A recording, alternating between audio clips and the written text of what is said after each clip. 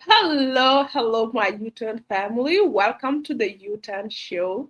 If you are new, this is a platform for empowering our communities through impactful conversations, real life stories, and resources for youth and women.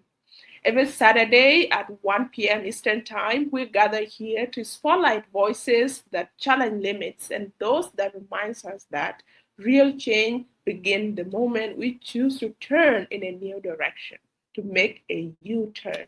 So, if you are navigating change in your life, looking for clarity, or building the next big thing, you belong here. So, share this conversation and stick with us as we begin the real talk, real growth, real U turn.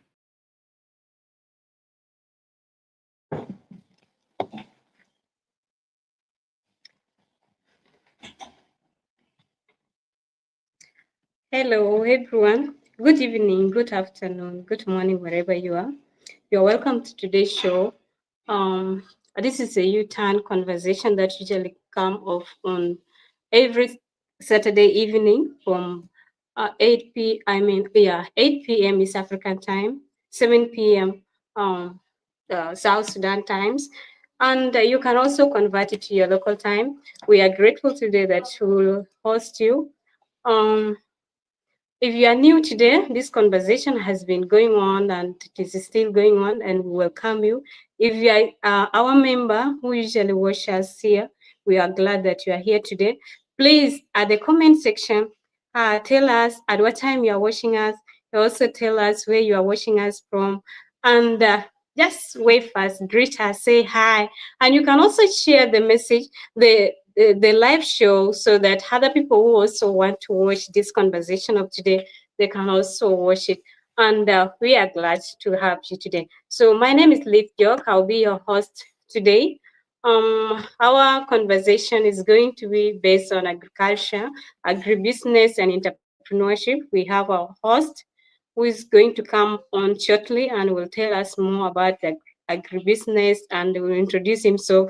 And I believe that you will enjoy this conversation. I thank you. I'm seeing some people there that it is at 8:11 in Bulu. Thank you so much for joining us. We are glad. Cheer and we continue. At this moment, I would like to welcome our guest to introduce himself, to tell us something that he like most and what we don't know about him, because I cannot introduce him. He has more about, he knows more about himself. So our guests of today, you are most welcome. Introduce yourself. Our audience are actively, they are waiting for us. It is already 8:11 in their side, and we were supposed to start exactly at 8. So what can you also tell them? They have been waiting for you. Thank you. You're welcome.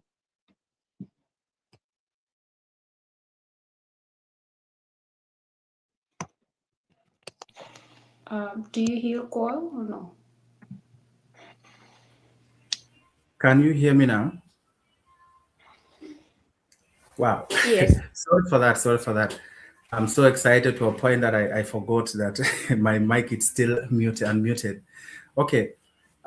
First of all, I would like to appreciate the introduction that is done by Liz.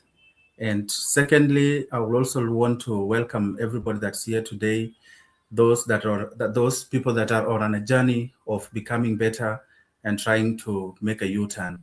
So today, basically, we are here to actually look at two things. First thing is, can we be able to do or venture into new territories? Secondly, how can we be able to use mentorship and communication to propel us to get forward so that we can be able to achieve what we need in life?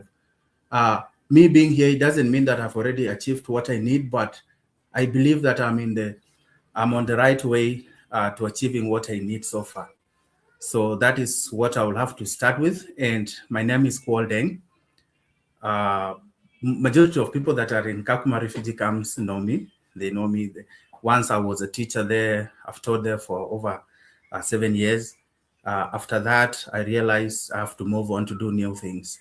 And the new things that I moved on is now what we are going to discuss. That is agriculture, agribusiness, and entrepreneurship. So thank you for joining us today, and let's make this interactive. Yeah, thank you. Oh, wow. That was a very nice introduction. And I'm also happy that you are also a teacher. Me, I love teachers so much because their mind is ever open and they're so engaged, like they like engaging students and people around them. So thank you so much for that nice introduction. For those who have just joined us, please try to share. Tell us where you are watching us from. You can also drop your question on the comment section. Please, there are a lot of people who also want to watch this and they are not here, so they might be your friend and somewhere. So thank you for being with us and still stay with us. To our guest, as we are going through, I don't know, is yeah, all right, that is good. So we are going to start our conversation today, which is about agribusiness. So it's going to take us through about agribusiness and entrepreneurship. Um, so our first question to you, Mr. Kuol, is that wait, you say you are agribusiness, and whenever you start the business, there are a lot of things that you need. You have to take courage, and you also have to take risk so that you start the business. So please, can you tell us what moment made you decide to change direction and take a U-turn of starting that small business that you have today? And also, you have to tell us also which kind of business you are also doing, and yeah. So you're welcome. Okay, thank you, Lith. I believe I've captured the question that you're asking. It's about what made me make the move to venture into new venture. Secondly, what business I'm doing, and so I believe that's the question you ask. So first of all, I would like to mention, as I mentioned before, that I've been a teacher for 7 years, right? And in the Kakuma refugee camp, for those who have been Kakuma, they know the kind of jobs that we have over there. Majority of times, you'll find out that there are no jobs. The only job that can be able to hire many people, like let's say 100 people at once, is teaching. So teaching become like the go-to kind of profession for everybody. So I was that kind of a go-to kind of profession for teaching, I taught. And I even realized it's the calling for me because it's all about serving. So I was so passionate about serving. I reached a point that at least I realized I need to be a professional teacher so that I can be able to get something on my table because of the responsibilities that I have. And it happens, what actually made me realize that I need to shift professions or do something better is the time I realized I took about 2 years studying or becoming a professional teacher. And at the end of the day, when you study or you upgrade your career, you have it in mind that I'm going to get something a bit like to improve my life or to get a raise. But what shocked me was that in the camp, everybody is at baseline, regardless. Even if you have a master's degree, you have a diploma, you have a PhD, the employment over there is designed in a way that everything is baseline. Everybody is paid has a form for lever, and you can actually provide quality education if you do not have trained teachers. So that became a challenge for me. After moving and becoming a professional, I realized it was a ceiling for me. I could not move further, and the payment that I was expecting, I was not able to get. So that was the first thing that made me realize, okay, I think I need to reconsider and do something better, or maybe something for my increasing responsibilities. That was first. Second, I believe it's the thing that actually pushed me to take the leave. I remember there's a teacher that taught me in standard 5 some years back, 15 years, maybe something like that. And in my role, like I've rose in teaching, so I was given responsibilities to take care of junior secondary school as the principal, something like acting before that. So I find myself in the recruitment panel. We're trying to recruit some teachers, and it happens the teacher that taught me in standard 5 enters looking for a job. And at that point, the guy, I was looking at him. He never recognized me, but I believe I recognized him very well. And I was looking at him, the way he was dressed, it didn't please me. And the way he looked, and I realized is about mid-50s there. Then something clicked in me. I was like, damn. So if this was my teacher, and these were the people we were looking up to maybe one day we're going to be teachers and we'll change our lives, and he's still in this situation. So what will make me difference? Probably I saw myself in him and I was like, nah, I think I have to do something better. So that gave me a push to actually think of doing something new, And I believe that was a situation whereby I was able to know that, at some point, Kakuma, it's a confined area whereby the kind of things we do there mostly are you go teaching, you get the salary, you feed yourself, you feed your family, and you stay there for that long time. You find somebody teaching for 15 years without changing anything. So at that point, I realized, damn, I believe if this is what is going to happen, then in the next 10 years, in the next 20 years, I'm going to be in the same shoe like this teacher of mine. So that is the situation that made me realize I need to shift. Then don't get me wrong, I'm not trying to say that teaching is, I'm not trying to like discredit teaching, no. I'm trying to say that at some point in life, you just have to see yourself, you reassess and become aware and try to see exactly where do I have to go as an individual, regardless of serving. There are some ways you can be able to serve. And there are other jobs that are very, they are very honorable. You can be able to serve the community in the right way. So don't take me out of context. I'm not saying that teaching is bad. It's, in fact, I'm a teacher, I'm a life teacher, definitely. Like even what I'm doing here, I believe I'm trying to teach in a way, So that's what I can say, and thank you for that question.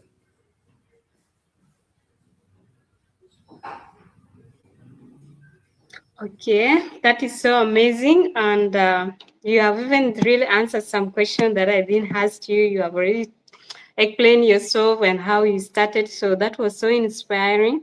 And I hope some of the teachers will not give up. Yeah, being a teacher doesn't mean that you cannot do other business and other stuff. So when I was still in the school, our teachers used to tell us that teaching is a call. And actually, I even point out that it is surely, for sure, teaching is a call. Someone, even if you are not a teacher by profession and you have that love for it, yes, you can do it. And that is it. Teachers are also poor, but it's not definitely true. They can never be poor because they have mind. They also bring up the doctors, the pilots, the politician, everything come from the teacher. So how can someone with the knowledge be poor? So thank you so much. And you really took a very nice U-turn from there. So can you also try to tell us something maybe you didn't highlight about as you grow up in a Kakuma camp and you see like it is a refugee camp, there are a lot of limited sources, and you see also being in a Kakuma, it is also not your place, like it's not your place of origin. As a refugee, how did that life in Kakuma really shape you to take the decision, the action that you just you have taken? So can you tell us something about that? Wow, that question is a bit deep. I believe, I've stayed in Kakuma for over 20 years. And what happens is that most of the time you are in between Kakuma as a refugee. And if I can recall very well, one thing that I can say about the life in Kakuma is that it's a life of resilience. It's something that it has taught me the resilience and how to take responsibility. That's one thing that I can be able to say, because, in Kakuma, when you are in Kakuma and you are also the firstborn in a family, it means that you have to go the extra mile. We know in our communities, the firstborn are, most of the times, they are parentified. And they are given roles at a very young age that you have to take care of the family. You have to be the example that the family has to at least look up to. So that requires you to have a strong zeal and a strong will.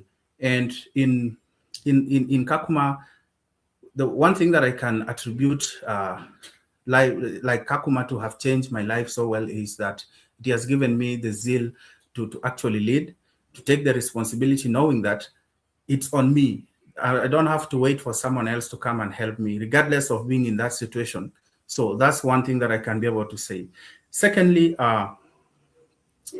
in Kakuma, over the years, you will realize that majority of people, the only thing that they lack is the opportunity, but they have the strength. So you'll find myself, I can say that I'm one of those guys that has the strength. If there is no opportunity, I have to look for it. I have to find the opportunity for myself if there is none. And the strength is there for everybody. And the only thing that I believe it's missing is just that ile ya kujituma, being there, being go-getter, Sorry for using Swahili. It pops up like that. So that's what I can be able to say. So Kakuma has changed me in a way that I've become so resilient in life, knowing that at least I don't have to stay here. I've coined a phrase, not a phrase, sorry, a quote that says that I was never meant to stay there. That is what I've coined out of Kakuma, that even if the situation has actually put me there, or it has put us there as South Sudanese and other communities that are in Kakuma, you are never meant to stay there. Come to think of it, if somebody comes to Kakuma 2000, others came to 1992, and they're still there until now. So the opportunity has been taken away, and it just needs somebody to actually think out of the box and do something different. So that's what I can be able to say. And Kakuma has really played a major role in my life, Yeah. So even where am I today, it's just because of being there in Kakuma, looking at the situations that are there and trying to do something new. So one thing that I can tell you is that you are never meant to be there. You can find your way out of Kakuma and try to do something better. Yeah. And it doesn't mean those who are in Kakuma are not doing better. I'm still in Kakuma, and the people that are actually doing so well, the only difference is you just have to know where you are heading to in life. Are you settling for less, or do you need to do something better, or probably something bigger? All right. Okay. Thank you so much for that incitement. I think those who are listening, they have more insight about you, and then how you started this journey. There are some people under the comment section who also wanted us to use maybe the dialogue. We are so sorry about that one. There are a lot of people who are watching us, and they also don't understand Dinka.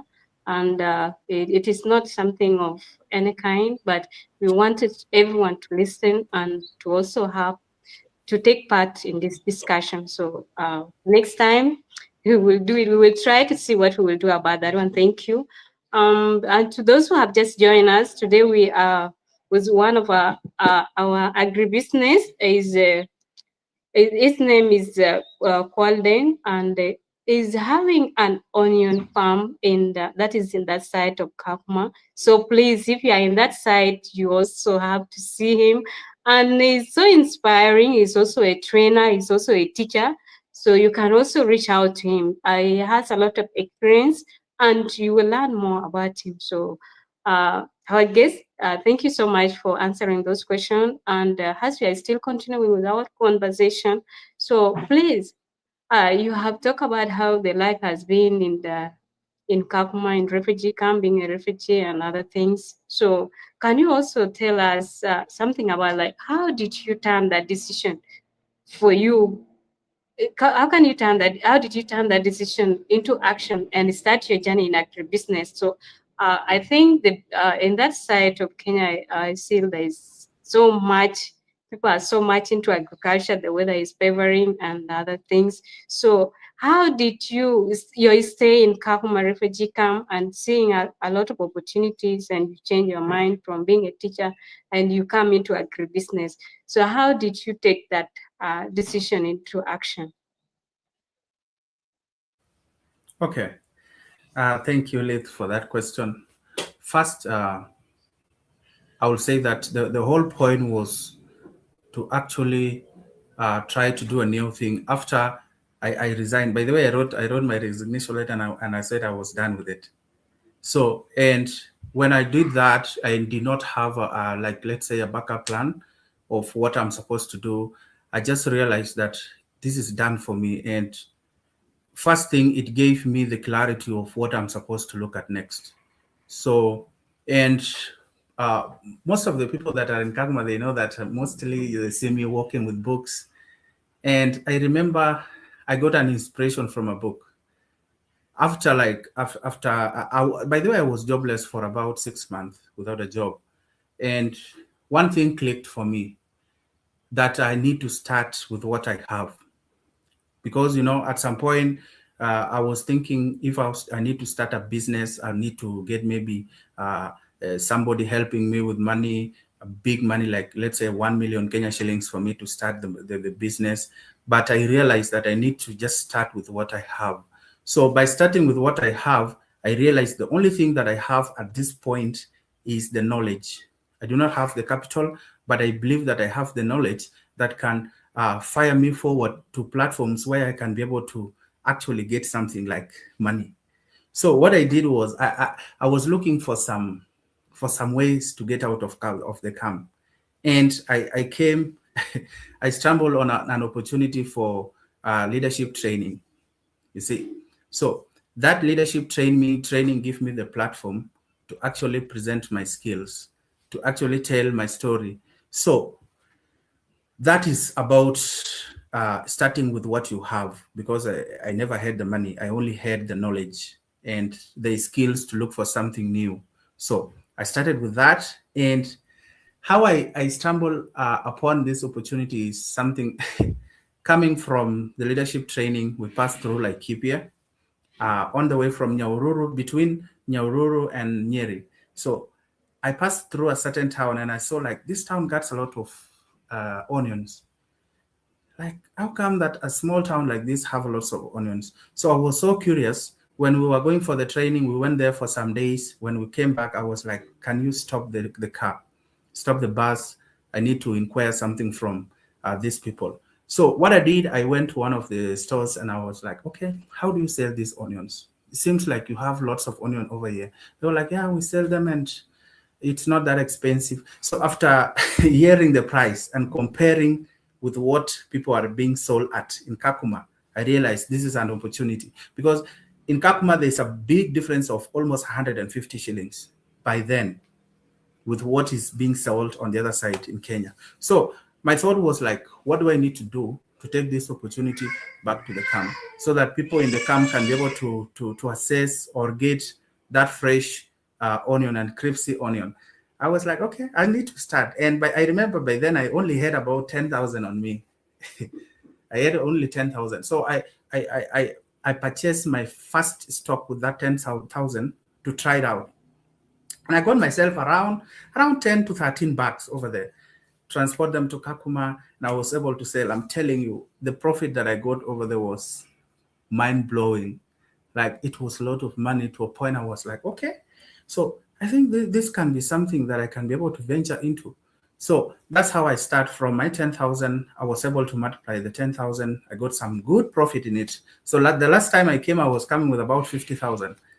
That was huge for me because firstly, I never thought that I would be into agribusiness. I was not even having that in mind. Second, I never thought that I will be able to be on the other side of Kenya, of Laikipia, somewhere that I've never been into. For over the 25 years that I've been in Kenya, I've never come into this place. And I remember after completion of my high school back in 2016, I went back to Kakuma directly. And since then, I never moved out of the place. I only moved when I went for that leadership training. So that is one thing that I realized. Number one, starting with what you have. It doesn't have to be something big. You just have to show the will and start. And the rest is story. The rest is story for me. From the 10 bucks to 50 bucks to 100 bucks, and now to 4 acres of land that I'm farming now. So you see, so that is that's what I can say. Yeah. Oh wow, wow. That is so inspiring. It is really going well, and I pray that God will add more hectares to your land, and you will do more. I think you will also be importing to South Sudan, and I also pray that you also have another farm in South Sudan. We have a lot of land, and the market will also be booming. So keep it up. Yeah. The Yeah. takeaway from this my conversation is that it starts with what you have, and I also people who want to comment also. If you are listening there, please tell us what have you taken away from this conversation. Tell us also what you think about it, and how are you taking this U-turn into action. So it starts with what you have, and you also read books and leadership. Some people, they don't attend leadership trainings because they just want something that they will get something after there. But having knowledge is something that is essential. I really have really taken that advice from you. And before I ask you another question, you have to also tell us which kind of book is that you were reading. Maybe some people also wanted to know, and they will go and read, and they also have another business idea. So maybe there's someone there who wants that business idea from that. So tell Wow. them, which book was that? I'm telling you, I'm that kind of a guy that reads a lot of books. I love reading, by the way, and it's only take one book for you to actually change your life. One line in a book can change your life as long as you read, and then something clicks in you. You'll be like, "This is what I need," and you have to work on it. I remember reading a book called it's 21 Laws of Leadership, written by somebody called John W. Maxwell. Yeah, John J. Maxwell. Okay.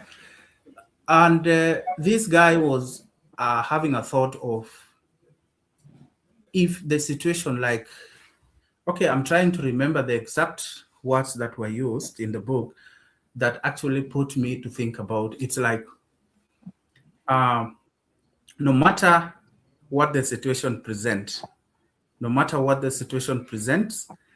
accept it as you have chosen it.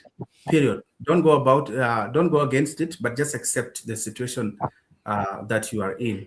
So, and I was like, okay, if this is what the situation has done for me, so it gave me that thinking mentality to explore more and to dig deeper into myself, trying to realize and see what do I need to do to actually move forward and do something new. So for those who are readers, for me, there are three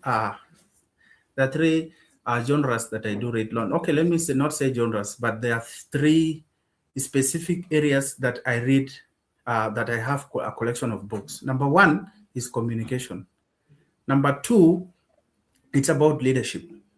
And then number three is just about psychology of man or humans. So human psychology, leadership, and communication. And the reason as why I'm doing that is because, number one, I value I value mentorship a lot.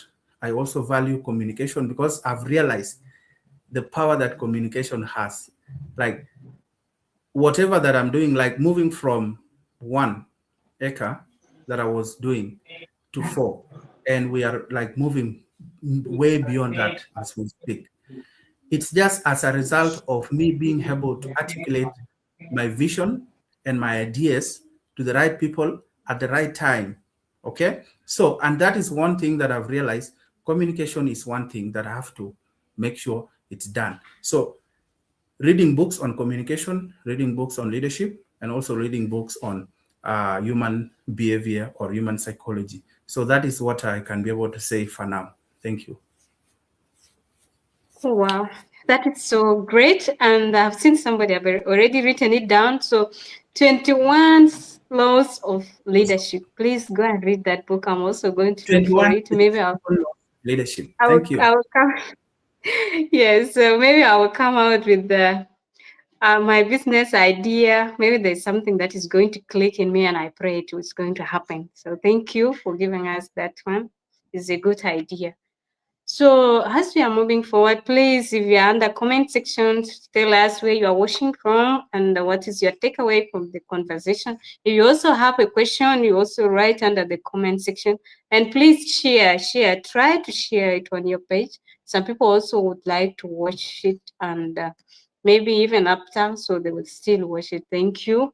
Um, to our guests still, so I have another question for you. So you have really talked about into detail about your business, your agribusiness, and it is so inspiring. And we know that whenever you start a business, there are a lot of challenges that you go through, and there are others are tough, others are just normal, and you get also criticism and other stuff. So, what has been your toughest challenges in starting up the business, and also what did it teach you when you were starting up, when you passed through all those challenges? So what lesson did you learn from that? Whoa. Wow. Okay. First, I think I'm going to categorize it into two parts. Number one, one thing that have stood out for me is the challenge or a problem in balancing, number one, the business and your responsibilities. That is one of the biggest challenge that every entrepreneur or every new person venturing into business have to face. And it crutches almost everybody for you to balance the responsibilities that you have and also the business that you have. And one thing that I've learned is most of the times there are lots of emotions that are involved because you know how important your people are, the family that you have, your relatives. For us, the South Sudanese, like you need to help everybody once you have something that you can be able to show that you need to help. So that is one thing. So, and we are always tied to the thought that we need to help everybody if we have the position to help. So that's one challenge that I need to go through. And by the way, it's actually cost me a lot. I remember back in the year 2024, I was seeing lots of money coming in. I was like, I'm getting rich, man. I'm getting money, you know. And then I was like, this money that I have here, I was not having the difference between the business money and the money that I'm supposed to use on my responsibilities. So I was mixing everything up to a point that whatever I give to the family should come out of the business. I just give without thinking, knowing that at the end of the day, the business I'm doing purposely is to change the lives of the people that I love. But one thing that I never realized was I was actually draining out the well. I was draining out the business, you know. And then over time, I realized that if there is one thing that I truly believe in is that you can never pour from an empty cup. Never. You have to fill your cup first before you are able to fill the cups of others. So that thing, that realization is the one that changed how I operate the business, to have the difference between the business money and the business that I have for the responsibilities. And this is what I did.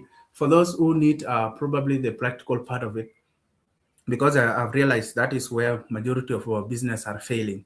I remember I lost a lot of money to a point the business was almost collapsing.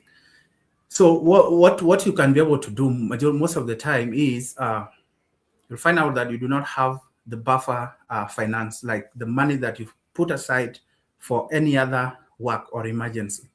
So for you to actually do something better, you have to have your business money. For instance, if you have $1 million as your business money, it should be that $1 million belongs to the business. You cannot touch that money. Second, you have to look for other ways of getting that 50,000 or maybe 100,000 to sustain your family for that month somewhere else, not from the business. Okay. So, and that was where my problem started, because I was like, oh, okay, I have the business money. Why don't I take the business money, give it for the responsibilities? And then I realized over time, it's getting, the business is not going well. So that is one thing. And that I'm taking time on that because that is the major challenge that is ever there for you to balance your responsibilities and the business. Another challenge that is there is lack of knowledge and the inability to learn, you know, because I remember when venturing into agriculture, For me, by the way, I never did agriculture. I did agriculture until from 3 and dropped it. I did business. And then I found myself back in the camp teaching agriculture because there are no more teachers to teach agriculture. So I was using, in Kakuma Secondary School, I was using my knowledge of Form 1, Form 2, Form 3, and my ability to learn more, to pack on knowledge, like stacking knowledge, realizing this is something that you need to do. So what I'm trying to say there is your ability to learn. Are you able to learn something new? Like if you were to join agribusiness today or agriculture today, even if you have done business and you have to join today doing agriculture, do you have the capacity to learn the new things that are required for you to actually move that business forward? So those were the two challenges that I had. And the second one was not actually a challenge for me. It was like an added advantage because number one, I've created a platform of constantly learning, trying to make sure I get to learn something new. Second, I was just open-minded. I'm that kind of a guy. If you tell me, Kuol, can you do this? I will not say no. I will say yes. And then when we actually start, I will be like, okay, how do we do it? Then I'll learn through now the job. I can't tell you no, but I'm going to learn as we move forward. And you will realize, at the end of the day, you will realize, okay, it seems like you're kind of struggling, but you will see the kind of motive that I have, the motivation that I have, and the commitment that I have. So at the end of the day, you will end up learning something. And that is one thing that I can say. So the challenge was balancing emotions or responsibilities with business. Secondly, having the strength to learn new things. Thank you. Oh, wow. That is so inspiring. It was so amazing. And my takeaway from it is that you have to keep your money for business aside. Don't put the family inside. It's there. There is somebody who was doing a business, a show business, and people started cooking from it, and a business did not spend 2 months. To make me to remember that for now, that idea for sure. So when you combine the business and the family together, the business will totally die. So that was a great point.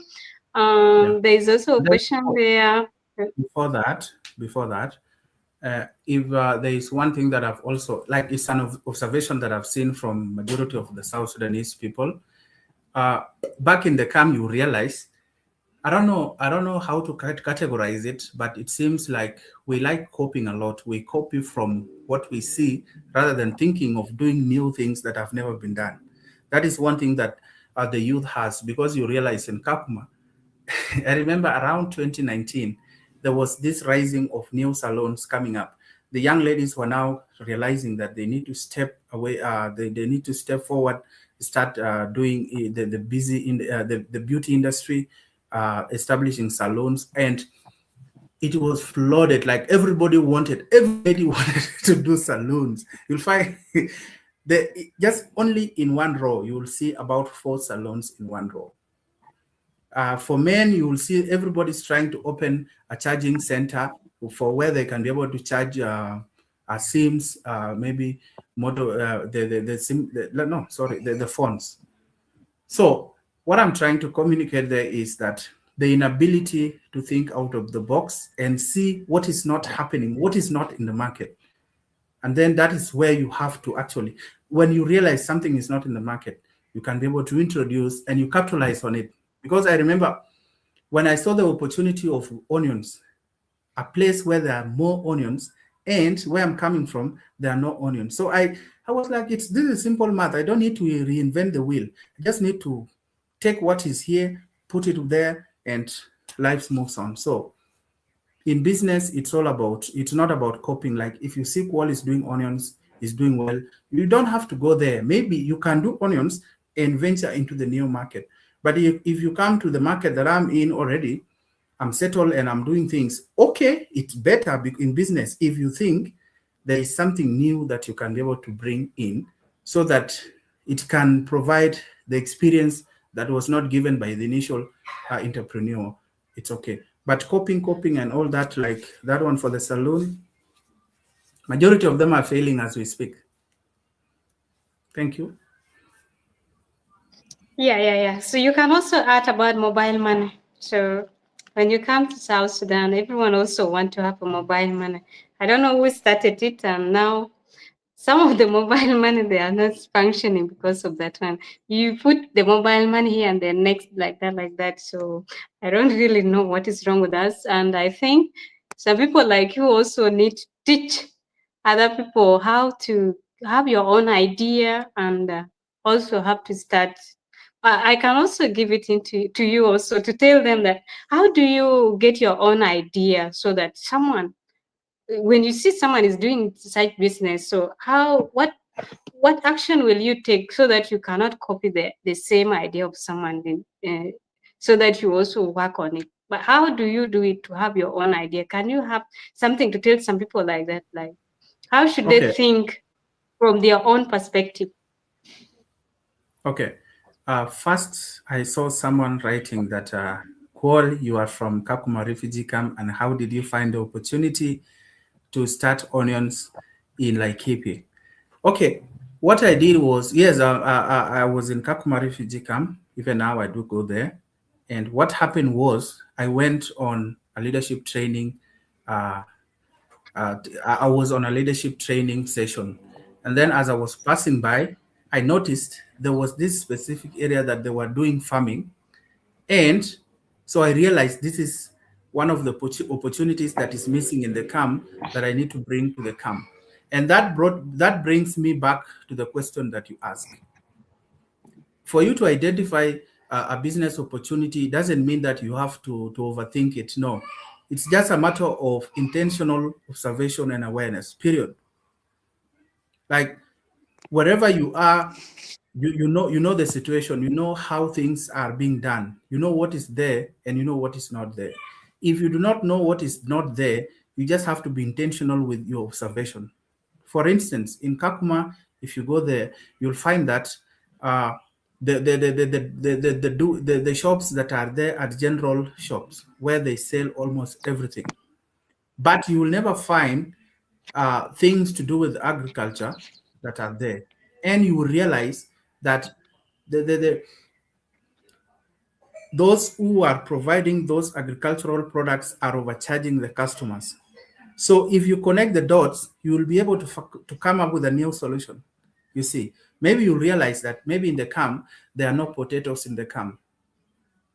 The potatoes that are there in the camp are very low, they are little or they are inadequate.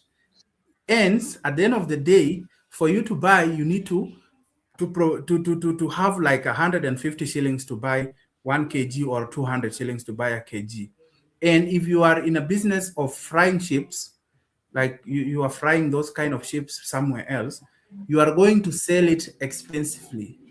You see, so there, if you see it and connect the dots, maybe probably move somewhere else, like in Kenya here. There are areas you go there, you'll find that, I'm telling you, my brothers, you'll find there are farmers that are farming. They do the farming of potatoes, they do the farming of onions, and they sell them at a very cheaper price, depending with the seasons. And the reason is, at some point, majority of farmers do not have the capacity to transport their produce to the market on time. So majority they do Yeah. spoil. So they have to just throw them away at a throwaway price. So if you have the capacity, like when I came, I was like, yeah, this is it. This is what I need to do. This is what I need to do. And then I just capitalize on it. So to keep it short, you don't have to reinvent anything. You just have to be intentional, and intentional observation is very important. And you just have to be aware of your environment. The solutions to our problems are not coming maybe from God or from somewhere else. It's just within us, from what we see and how we pay attention to what is there.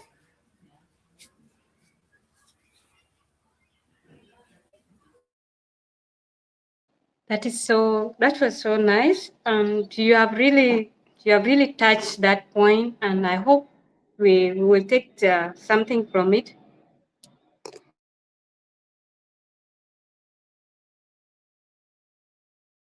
Okay, right. We are sorry for that, and we wish they will start it again. So you have really explained well. According to you, this is another question to you, because according to you, why do you think that like mentorship and communication are important for young people today who are trying really to succeed in life? So how do you see the importance of mentorship to the young people? Wow. Mentorship. By the way, if there is one thing that I've learned over the years is the importance of mentorship. Mentorship is very important. Like, you know, if you look at a situation of a teacher and a learner, a teacher stands there not just only to deliver the knowledge, but to mentor. Majorly, it's all about mentoring. And mentoring is just about showing the way, telling you, this is what I've done in the past and it works. So instead of having, if you have two doors, there is A and B. Without a mentor, you cannot tell, do you have to enter A or do you have to enter B? But if you have a mentor, somebody that has actually entered A and entered B, they have entered A, they failed, they tried B and they succeeded. They will tell you immediately without you going through the challenges, maybe going through 20 years for you to to know that you need to go to B. So the important thing about mentorship is it shows you the way. Somebody comes here, held your hand, and move you through life, telling you this is what you need to do. It's not all about telling at some point. It's not all about saying this is what you need to do, but it's all about guiding you through the way. So mentorship show you the way. And about, I think that the other one was about communication, right? So about communication, by the way, it's one of, I'm telling you, communication is it's among the fears that majority of people have. The fear of death, the fear of water, and then communication. Communication, in fact, stands at number one. Everybody fear to be given a chance to speak, even if they have that uh, idea, the most brilliant idea. And it happens maybe back in high school or in schools, you realize there are those students that are very sharp, very genius, but they cannot be able to deliver or to actually teach somebody else. That is communication. So for you to capitalize on the ability that you have or on the business that you have, like the business that I'm doing now, majorly it has been influenced by my ability to communicate. I'm not saying that I'm already there, but I know that I'm able to do something. I'm able to deliver. I'm able to tell my story or make a point in a way that somebody can be able to understand and move them through what I need or move them through the idea that I'm trying to tell them. So for you to move somewhere else, if you have been shown the way, it is now on you to make the move, to communicate, tell the world that this is what I can offer you. Like now we are here, we are trying to mentor somebody, we are trying to tell someone, you can start that idea or that business that you have been thinking about.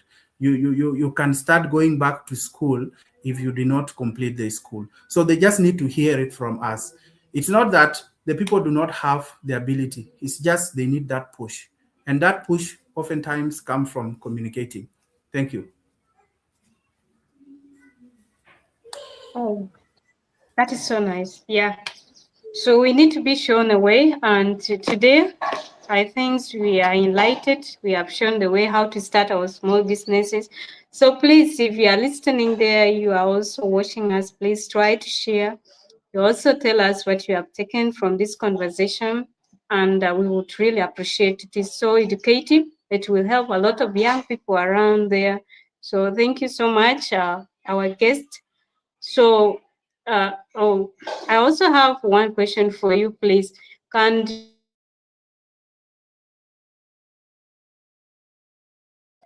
in setting up some of their businesses in agribusiness? Some people they don't really like to start.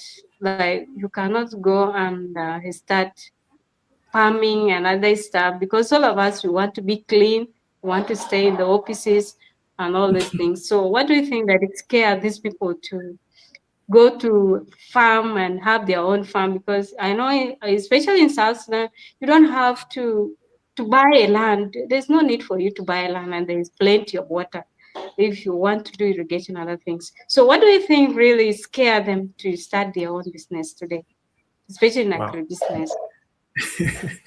Okay, thank you for that question. You know, I'm laughing because that is one of the things that interests me a lot, and I believe it's within my mission. At the end of the day, that is what I need to achieve, to inspire people, to show them the way that this is what you thought, but it wasn't right, and this is the right thing.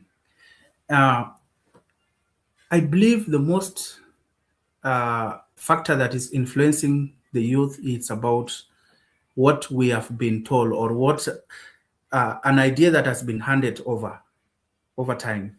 You realize back in South Sudan, I remember when I came to Kenya to study, I was told, Kuol, you're going there to study to become a lawyer. So it's something that I was told. I was told you have to study to become a lawyer. Somebody has been told to study to become a doctor. Somebody has been told to study to become an engineer. So the pattern is our culture prioritize those white collar jobs, and they are belittling this kind of dirty jobs that they feel it's dirty, the blue collar job where you have to roll up your sleeves and you actually get into the farm or get into the field and do something. And over time, what I've realized is there is money where majority of people do not go. So to come in is that the problem that majority of the youth as South Sudanese that we have is the fear of uncertainty. We always fear, we are not certain of what we need to do. We have that feeling, what if I start and it doesn't work out? What if I do not have the ability to do it? So, number one, what I can say is that agriculture, it's not just about farming. If you have been thinking about agriculture in terms of just taking the djembe or that hoe, you go and dig, and it's not about that. Agriculture involves a lot of things. It is a system by itself. It's an ecosystem by itself. Number one, it involves you to actually go to the farm, do the farming, which is just one part of it. It's one bit. There is distribution, there is supply chain. You have to supply, you have to distribute your products, and you also have to have stores where you can be able to store, or we call them the warehouse. So even the knowledge of the market itself, how the market functions and all that. So agriculture is not just about farming. It's not about that dirty job that people think it is. It is dirty for some time, and at some point it is not dirty, So it's a big ecosystem. And what I can be able to tell our people, and I think I've been posting about that on my social media most of the time, that we have been thinking this way, that we need the white collar jobs, but in real sense, what we really need to move our country forward is to do these blue collar jobs, like farming. Farming, it's one thing that when we do, I'm telling you, I wrote sorry, I did not write the articles, okay? I read the article, and it says South Sudan imports vegetables over $600 million yearly. From where? Uganda and Kenya. Over 450 million goes to Uganda. And we are always complaining that we are a poor nation.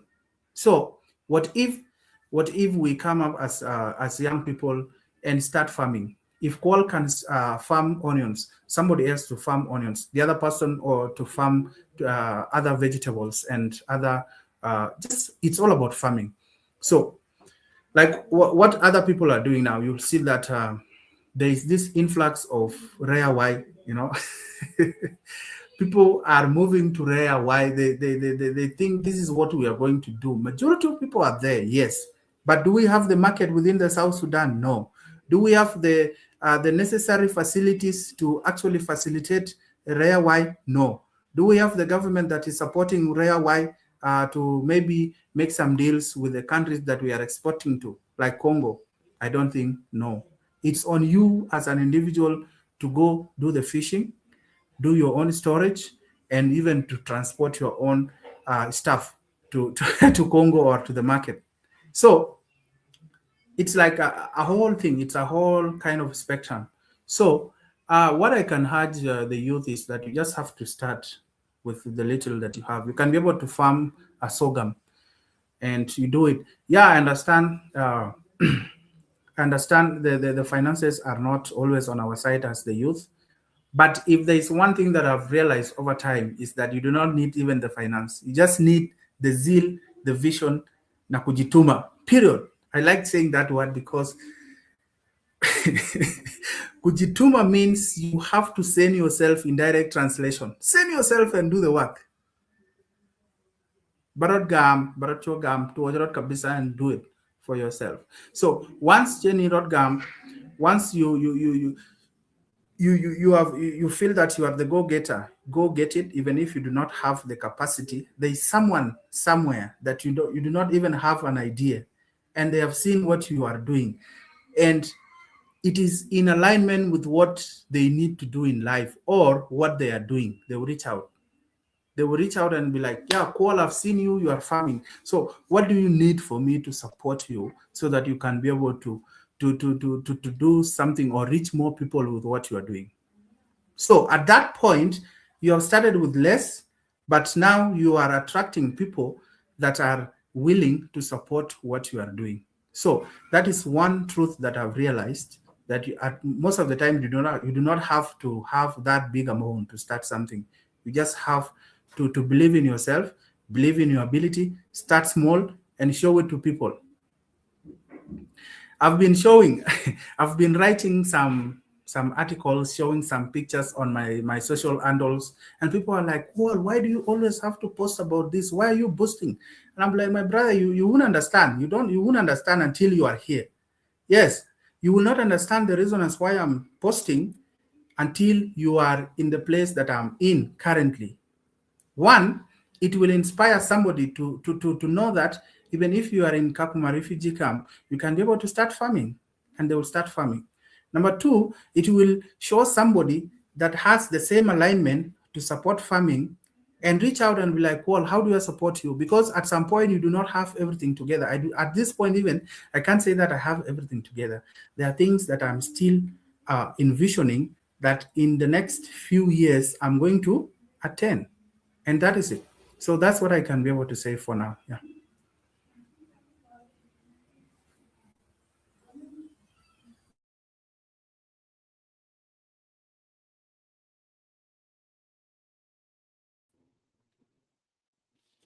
Wow. Look like Liz is frozen on my end. But I think this is the right time for us to chime in and actually share our reflection. I've been taking a lot of notes, but I also want to acknowledge that we actually lost our presence on Facebook at least like 5 minutes to 10 minutes early on. So we were just streaming on the YouTube, and that's why the engagement went down. Especially, we lost a lot of participants that were talking. We had like more than 30 participants on Facebook. There were around 30 to 40 people, watching us. But due to technical issue, I don't know, StreamYard just stopped that streaming. But many people still followed us to YouTube and they were engaging with us. So really showed that this conversation is a conversation that the time has come. And for me, to be honest, I just want to start with the last part, like social media influencing and how actually you are changing people's mind. From the moment, I followed you online, I have started even thinking about farming even more. You make it so attractive. Yeah, when I see you on your farm with your gum boots and being proud and happy, and the many people you have employed that are working on your farm, it really empower me. It inspired me. It showed me that, there are a lot of opportunities there. It's just only us to, to observe and to really tap into that. And for sure, and to do what you said, the three words, zeal, vision, and commitment. Yeah, you sell yourself on your vision every single day, and that's what it needs. So you are really living that dream. you are influencing it, you are sharing with the world, and I am really inspired that you keep doing what you do. And I hope that you will attract more people, like-minded people, to join you on this journey. We are gearing up, and of course you will influence other young people who have been brainwashed to believe that education, and farming, they don't go together. You can be as educated as school, you are educator, you are teacher, but you are still a farmer. Because being educated doesn't take you away from food production, because people need to eat and you have to produce. And God said, go to the world and be productive, and you are doing it in a good way. So that's what I've learned. I have also learned another point of communicating value. So you talk a lot about mentorship, but even in mentorship, there is that you can be mentored, but if you have not been empowered to communicate your value, then definitely that mentorship will not go far. So that was very powerful. Thank you for that. Another takeaway from this conversation, which I have been struggling for the last many years, maybe going now to 10 years, is that ability of really, because of the condition we have grown in Kakuma, we have, we have this guilt, this survivor's guilt, or this savior mentality that if you get $1, you want to divide it to everybody. You want to share. And you've said very nicely that you cannot pour from an empty cup. I need to hear that and again and again. And I even look at put it on my wall so that I see it every day. That's like a silent seminar. I wake up and I read. You cannot pour from an empty cup, right? You need to fill your cup. And that is a big challenge, especially among South Sudanese, even us in diaspora. We come here, we work hard, we get these few dollars, and instead of doing something big that will be sustainable, something that is generational, we are stuck on survival mode because we want to save everybody. We don't know the difference between business and the personal responsibility. And you really shared how you struggle with that and how you overcome that. And that was very powerful, that we should keep business business and keep personal personal. Those things has to be separated if we are thinking long term, if we are thinking intergenerational. Then that is very important thing. So I take that away. And lastly, so that I give our kids some time to share a reflection. You talk about starting small, like 10K. That's less than $100. I don't know if anyone in youth, the thing like 100, you get just 100 to start something. And if you many people who reach out to us, the youth, and they say we need money to start. We need a capital, just 100. And many people actually have smartphone that cost more than 100. Right? So if someone take like a money like that 100 instead of buying smartphone, but investing in something like business, or even a part of supply chain, right? Like buying onion from you and go and sell them from wholesale and go and sell them at retail, they will be able to make profit. And that does not take them to the farm to do that job. They just become part of the supply chain, as you said it earlier, that farming is an ecosystem. So you can either take the marketing part, or someone come to you and say, okay, I have the skill, I don't have money. Can I promote your onions? And if you get the sale, I can get a commission of 5 or 10%. That person will make money off their knowledge. They don't even have capital by being a marketing for your services, or for other person who is doing farming and don't have enough time to do all the marketing, to go knock door to door at different restaurants to sell them the onions. So there are so many opportunities that young people can actually take advantage. And you rightfully say the only thing that person need is that observation and awareness that you need to take action. So thank you so much. This has been really a productive conversation, and we'll make sure we retreat it back to Facebook, because a lot of people spend time on Facebook because nothing really inspiring outside. So they need to, need to hear this, and will be a part of productive mission on Facebook. So thank you, and back to you. Maybe Alakir, and then you can send it back to Liz to conclude with the guests. For sure, for sure. Thank you, Kuol. Thank you, Lith, for leading the conversation, and thank you, Kuol Deng, for showing up today and inspiring all of us. Like a Kuol, it's my dream to be a farmer. Now, how to get there is why I'm here to listen to you. I believe even if we were taught, I think a lot of it's not just South Sudanese. A lot of people were taught to just go to school with the promise of you get a job in an office and that's it. But the reality is different. Some people are postgraduate, maybe 5 to 10 years, and they realize this life is not for them, and it's really time to explore what exactly you can do. Just to tie it to the Easter, it's Easter weekend. Even Jesus was a carpenter, right? He was creating something. You always have to create something. And then he followed his dream and vision of becoming the teacher. So I'm really inspired. I've learned so much. Definitely gonna read the book, and continue to watch your leadership and your inspiration for the young people. Yeah, I don't have much to add. I think you've nailed everything. Lith, back to you. All right, thank you so much. And I'm also sorry, my network has been off and on, and it might have impact on our living Facebook page. And I'm sorry for that, and I pray that it will not happen next time. So I'm really happy, and our conversation has been so productive, though we don't have our Facebook followers, those who like watching us on YouTube, on the Facebook. And I'm happy that there are some people also watching us on YouTube. So thank you so much, Denga Chek, for being with us. I'm also happy that our guest of today has really done a lot.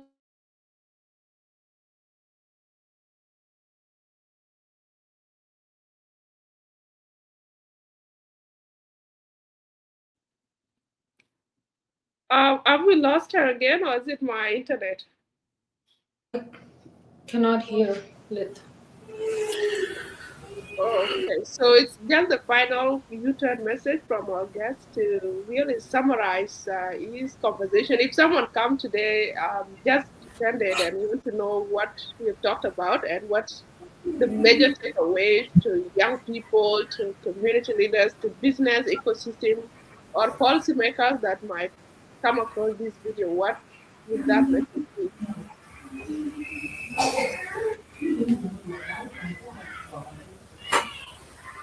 I can't hear you. Are you still talking? Yes, can you hear me? Yeah, definitely. Yes. Okay.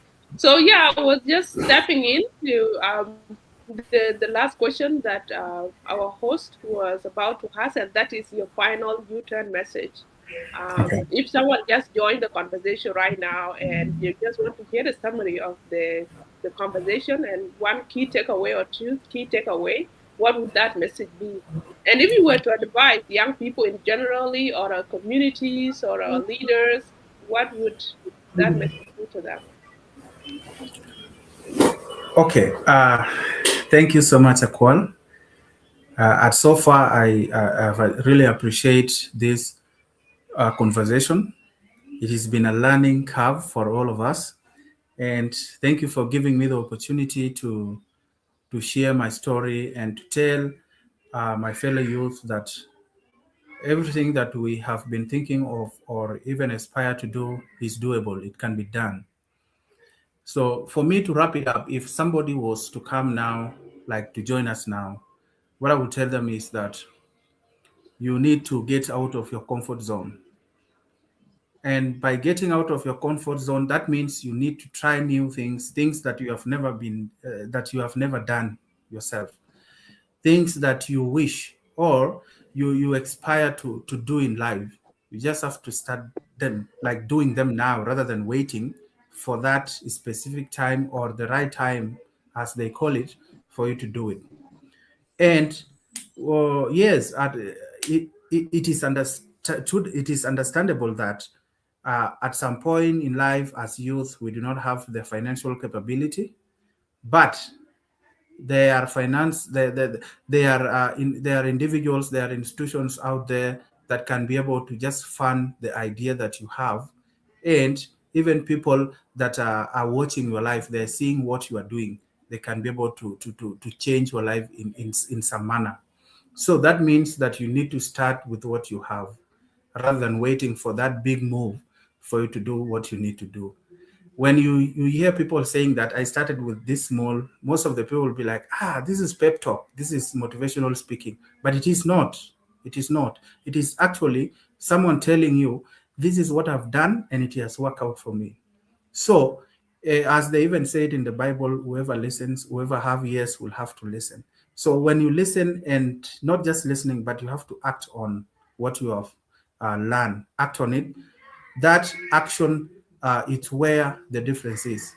People hear, people get the knowledge, but when you do not act on it, automatically nothing is going to change. So the line is in between the actions. And uh, we in fact, we have been born in a generation whereby uh, there are things like social media that can be able to change your life. They have the capability to change your life as long as you know what you need. So the point there is you just need to know what do you need at that specific time, and you work on it. Definitely, then it will work out for you.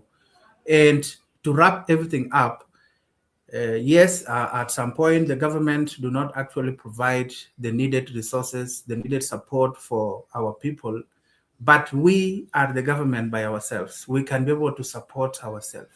If a Kuol's come and said, yeah, Kuol, I'm going to take care of the distribution, the logistics of this business. Lith come and says, okay, I'm going to take care of the storage of these products. And Monica comes and said, okay, I'm going to be the face. I'm going to do the advertisement for what we are doing. Then you have become a force. You can be able to achieve it just without even the influence of the government. You can be able to achieve something.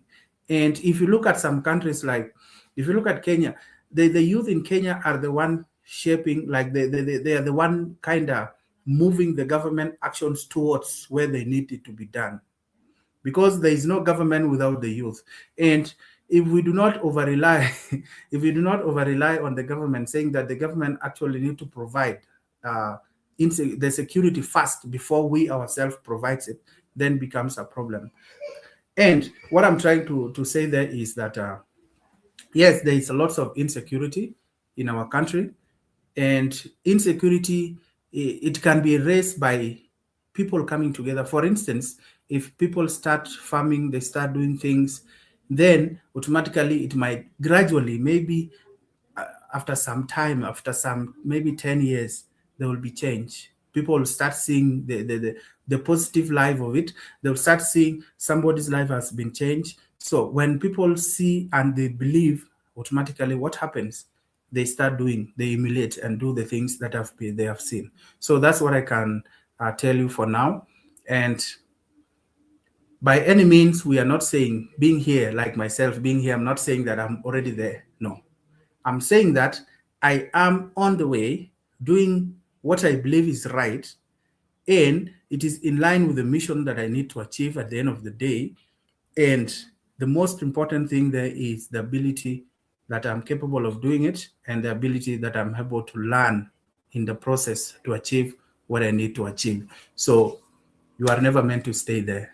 You can get out of that area that you're in and maybe find yourself somewhere else and do something new. Thank you for listening. Thank you so much. And many people are asking, where can we find you guys? I saw a comment from Deng saying, where can we find the page of our guest? So you can share your social media handles or where they can find you, and we'll be able to close our show. Liz can conclude and close the show.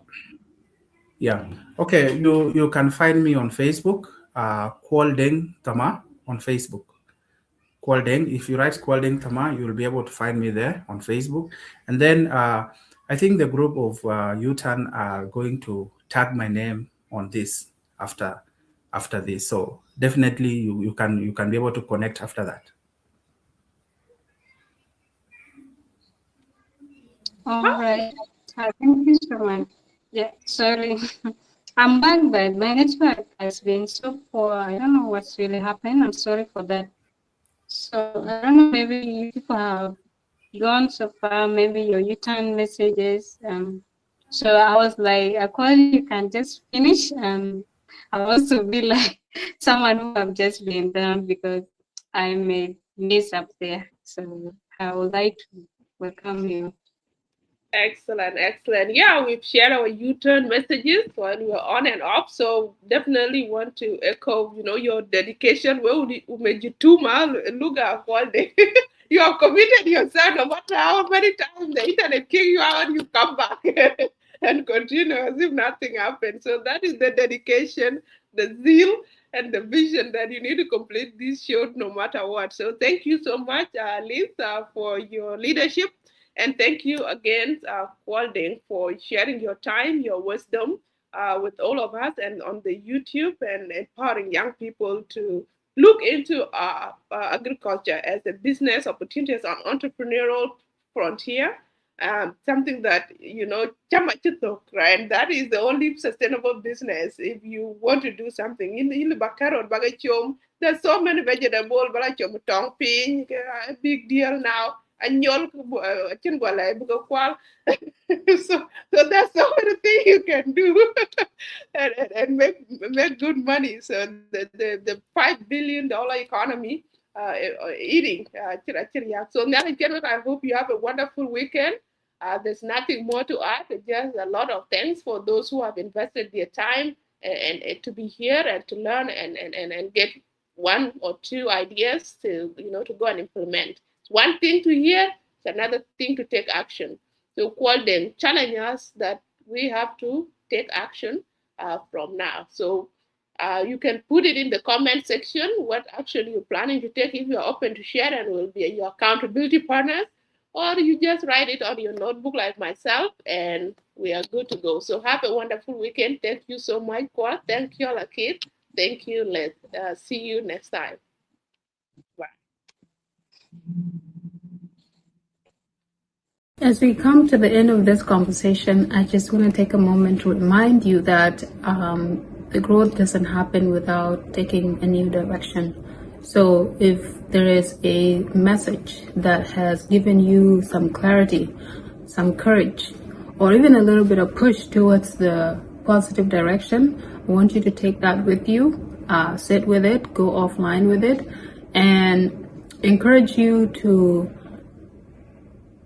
continue to invest in your personal growth and say thank you for taking the time to be here for yourself and for the community, for the growth of the community. The U-Turn is not just a show. It's a community where real talk, real growth, and real U-Turn happens.